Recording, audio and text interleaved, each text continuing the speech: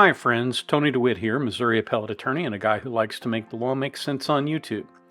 Here's what we're discussing today.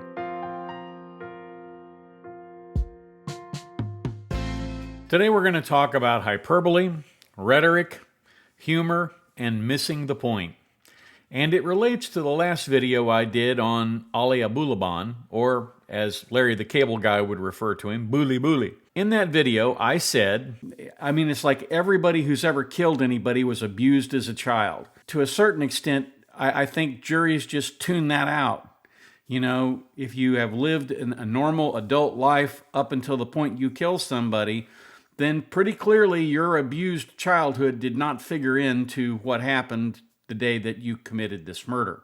That video, or that portion of that video, is what a commenter was taking issue with. And let's take a look at the actual comment here. He makes a really good point up at the top in the paragraph about obviously committed a first-degree premeditated murder, and he's right about that. But then he takes issue with my analysis, or I guess my presentation really than my analysis. But then he goes into a totally fact and evidence-free tirade about the nature of child abuse. Everyone, he says, every single person who has committed murder claims they were abused as a child. And this really got under my skin. He says, because first of all, he's falling into the most obvious of all logical fallacies, confirmation bias. Everybody? Seriously? Well, no, not everybody, and not seriously. There is a rhetorical device called hyperbole, and sometimes people use it for humorous purposes, and that's what I was doing. But he goes on, except that he takes an issue with some of the things that I said about murder defendants, and he says, a lot of people have suffered abuse, and he's right about that. Then he says, it's totally possible for somebody's life to look normal from the outside looking in, when in reality that person may have latent anger, frustration, hatred, inability to trust, and other ingredients in their psychological stew which you can't see, but which absolutely may prime that person to snap in anger or lash out in sudden passion, which is what they call temporary insanity in Texas, I believe. Okay, and he's right about that too. He goes on to say, just for giggles, I looked up the incidence of child abuse in serial killers. And that's a clue. And he talks about this study, and he drops at the bottom a link to the study, which I would encourage anybody who's interested to go read. It's interesting, but it's not on point. And where he says, it's entirely up to you as to whether it's mitigating, but whether it's true or false is not, that's also not true. You have every right to evaluate somebody's tale of child abuse based on the evidence or lack thereof. So when somebody is on the stand saying, I was abused as a child, you certainly have the right to consider whether or not they may be telling the truth. But I want to move on to the comment itself and talk about that for a moment.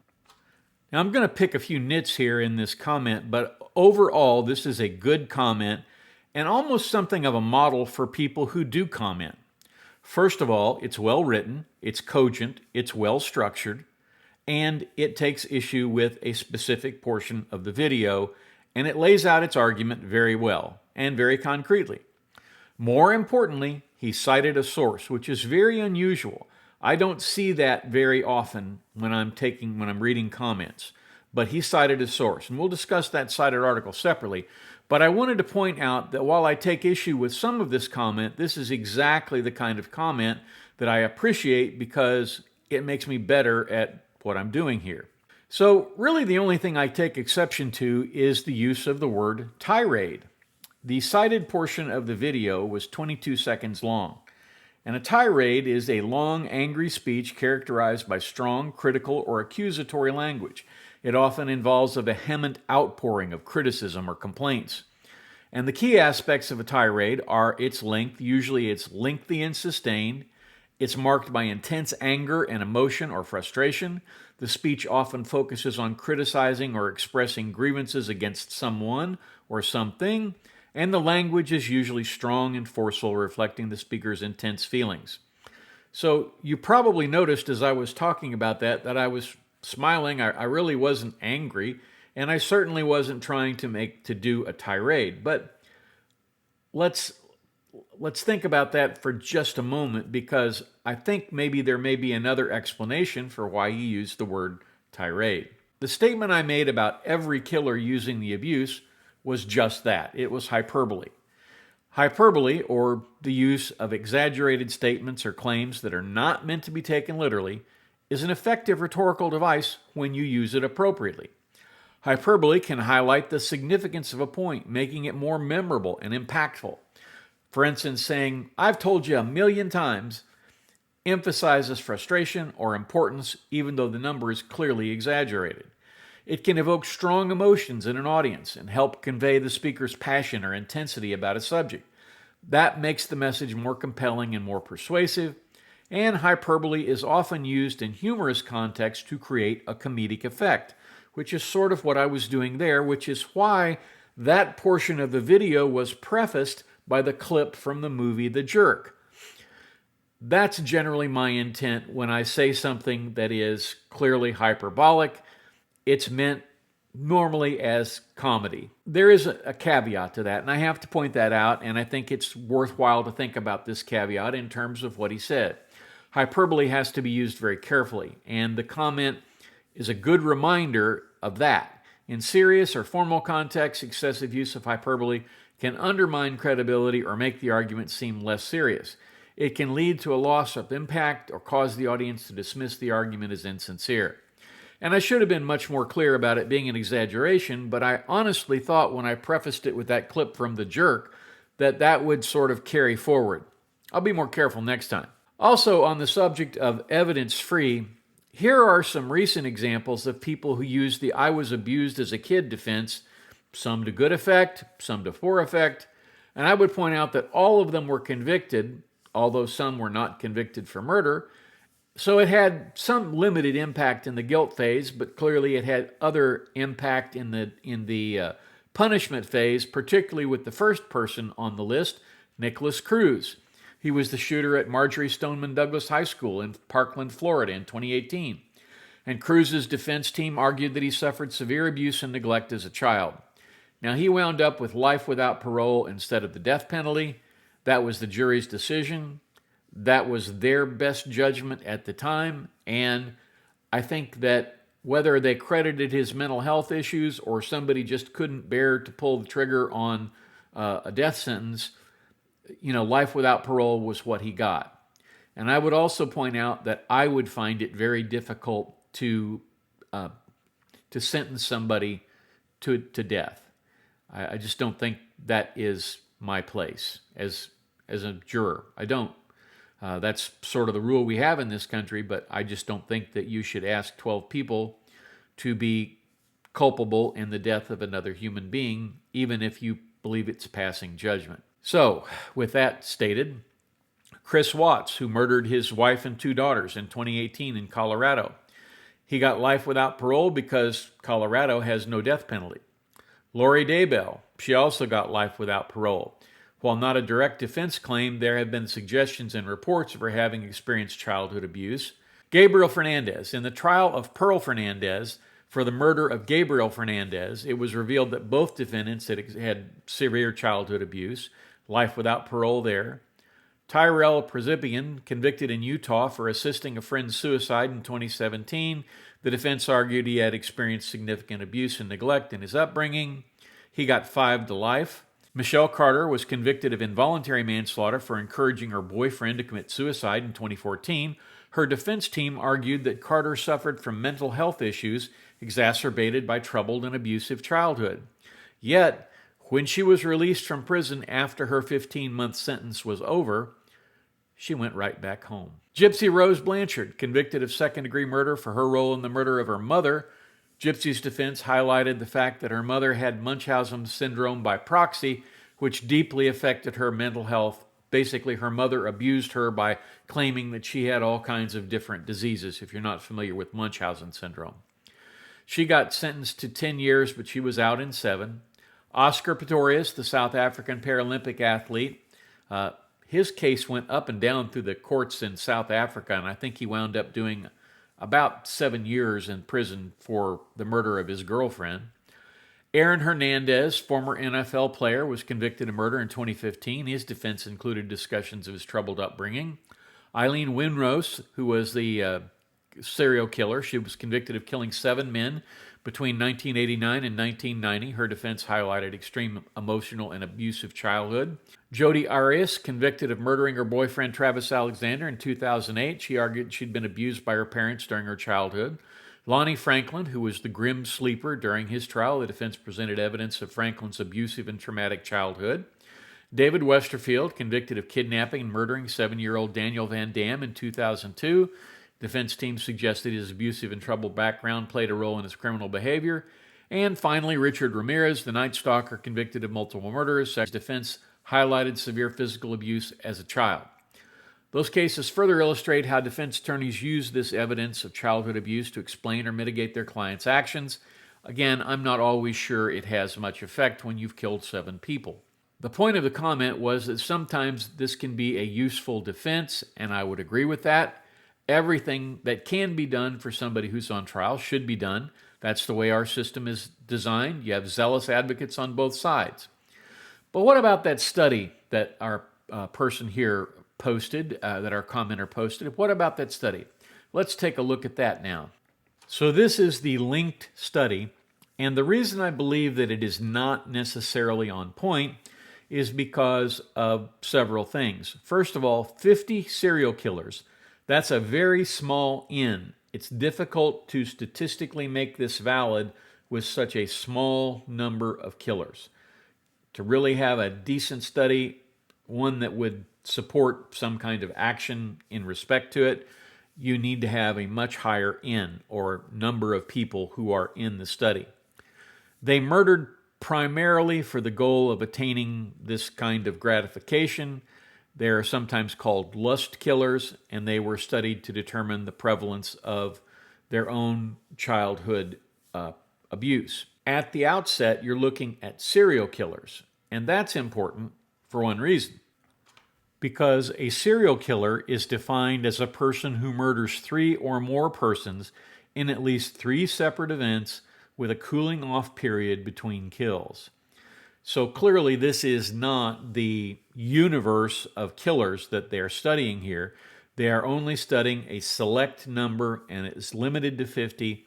And so while I think it makes some good points about the types of stress that they endured as children, it doesn't necessarily support the idea that this is always associated with the murders that they committed. I thought that using serial killers as opposed to just murderers generally was probably something that undercut the argument here. And here's why that is.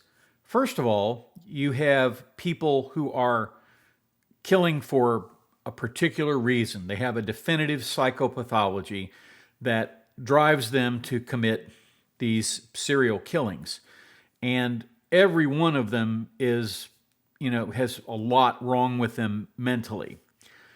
They are not just people who had bad childhoods. There are people who have diagnosable mental conditions like bipolar disorder, schizophrenia, multiple personality disorder, all kinds of things. And those are a very, very small set of the people who actually commit murder. A large number of murders are committed in the furtherance of another crime. A crime like a grocery store robbery or a convenience store robbery or a gas station robbery. Those are generally, in most cases, I think, not intentional killers. They wind up getting into a situation where they panic and shoot someone, and as a result, someone dies. That is not a serial killer. A serial killer means to do it. Sometimes when people are out there and they're committing other felonies, the murder just happens as a result of the other felony. When you try to generalize a limited study just of serial killers across all the people who commit murder, that tends to weaken your argument, because it's that those people have defined medical or psychological conditions that afflict them. Whereas somebody who gets into an argument or catches his wife cheating or any of the other things, someone like that probably doesn't have a psychopathology. So it's because there are all kinds of people who commit murder in terms of both the circumstances of the crime as well as their rationale for committing the crime. You know, it could very easily be someone who just snapped, as Abulaban claims that he did, or it could be somebody who has waited 15 years to get revenge for something. There are a lot of different people who do this kind of thing, and some of them are quite rational. Particularly revenge killers tend to be quite rational. And then you have the other side of the coin, which is your hired killer, your mafia hitman, if you will. Those kinds of people tend to be a completely different set of problems. In taking this on, I am not criticizing the person who commented. The commenter's thesis was that a lot of people who commit murders do have psychopathologies, and they may have had very bad childhoods, and it isn't proper to lump them all together. And while I believe that that's probably true, I also believe that given the evidence that I presented now in terms of all these people who have essentially fallen on that sword to say, look, you know, I had a bad childhood and that sort of explains why my head's messed up and why I did all these horrible things, that is the reason that I felt it was necessary to point out that there is a large difference between serial killers and killers generally, and that particular piece of evidence and that study doesn't really support his point. But his point is well taken that many people have had really bad childhoods, and in some cases it may impact their criminal behavior. But I don't think that is the larger universe of killers. I think it is a much smaller set of killers. I thought it was an interesting thing that he put this study up here and made it available to us to sort of evaluate as to whether or not it applied in that context. But I wanted to point out that I don't think it applies generally to people who commit rage murders like Abulaban is certainly accused of. So that's what I have for you today. Thank you very much for watching. If you have comments, leave them below or email me. Again, thank you to the person who commented because it was an excellent way to highlight my approach to many of these things. It gave me a chance to take a look at a a study that I had not seen before. And I think it did a pretty good job of refuting the any serious point that could have been made about everybody doing this. But it was really intended as hyperbole. It just seems to me that the idea that you would routinely do this would, just like crying wolf, it would dilute the effect of it. And I think that was more to the point. But in looking through the number of people who have avoided the death penalty by using that approach, I could very well be wrong on that, and I freely admit that. But the neat thing is, you get to decide. If you have the opportunity today, try to do something nice for someone. Go out of your way, open the door for somebody, let somebody go in front of you in line. Who knows? There's lots of different things you can do to make somebody's day. Please try and do that. And then, if you would, come on back down here tomorrow, catch me at the beach, and we'll talk about something else interesting. I try very hard not to be like all those other YouTubers who open up every video by asking you to subscribe before you've even seen the content. But now that you've gone a few minutes into the content, if you find this interesting and helpful, please subscribe. I'd consider it a personal favor.